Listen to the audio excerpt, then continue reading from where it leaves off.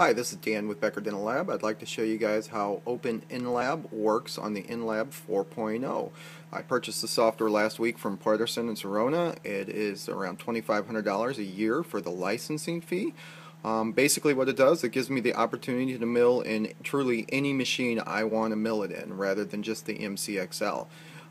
Here's how we do this. Basically your file is done, looks like it's all ready to be sprued. What I'm going to do, instead of milling it, I'm going to click on right down here on the right, if I can get it focused here. Forgive me, I'm on an iPhone trying to record this. This is export selection is what we'll click on. And then up here it gives you two choices. I click on file restoration, so we're going to file it. Then it's going to give me where I want to file it. I've got to name it with a name, test, and then we're going to choose STL file, which comes up when you purchase the Open InLab. You'll have that ability. Then we'll hit save. It's going to save it to that location.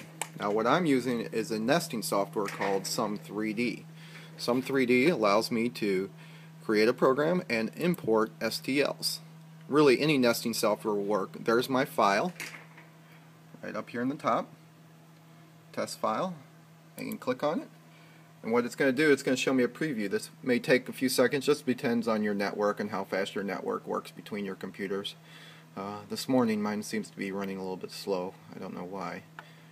But give it a few seconds here and it'll give you a pre-display of the crown. And you can do multiple cases at one time. What I'll do is I'll design several cases on the InLab, save them all, my cases for the day, and I'll import all the restorations at the same time. So you can, just hold down Shift key and click all the ones that you've designed. Here's that crown imported in.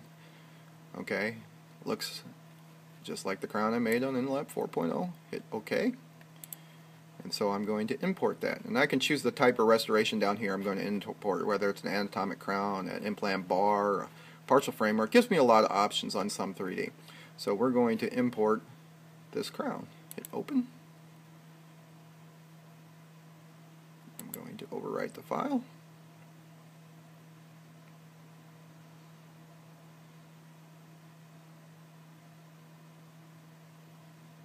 It is rather slow here. Sorry for the time. Usually not this slow. It's early in the morning.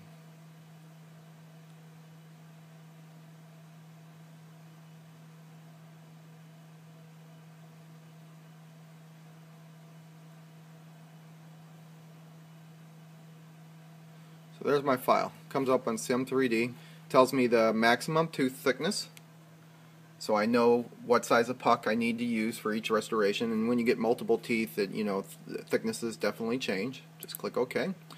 There's my restoration. Now, with this, we can look around. We can change sprues and everything like that. I can rotate this around. It automatically marks your margins. This is kind of hard to do with one hand. You got to use a Shift key in the Sum3D. And then I can choose the connector type. So red means the connector is partially trimmed. Green means it's completely trimmed. Or if they were blue, they would be untrimmed connectors. It's really nice for removing the crowns from the puck. Then what I'm going to do is choose my milling strategy. This gives me several options of milling strategies. We're going to do a crown. And then we can choose standard anatomical, fast anatomical, or high quality. Substructure. It gives you options, so it gives you different milling strategies. I'm going to do a high quality.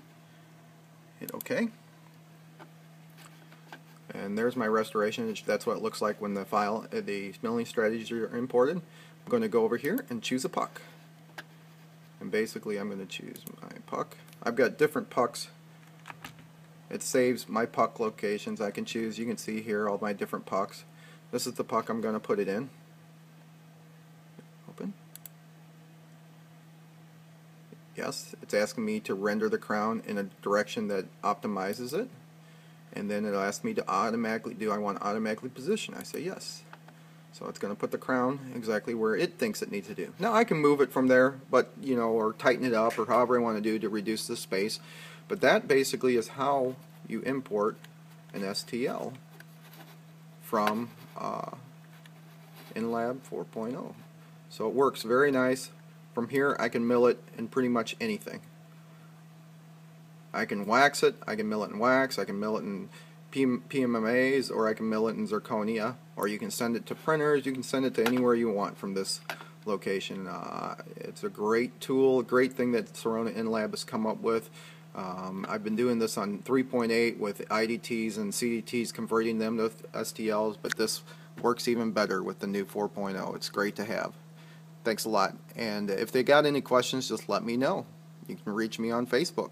Thank you. Bye-bye.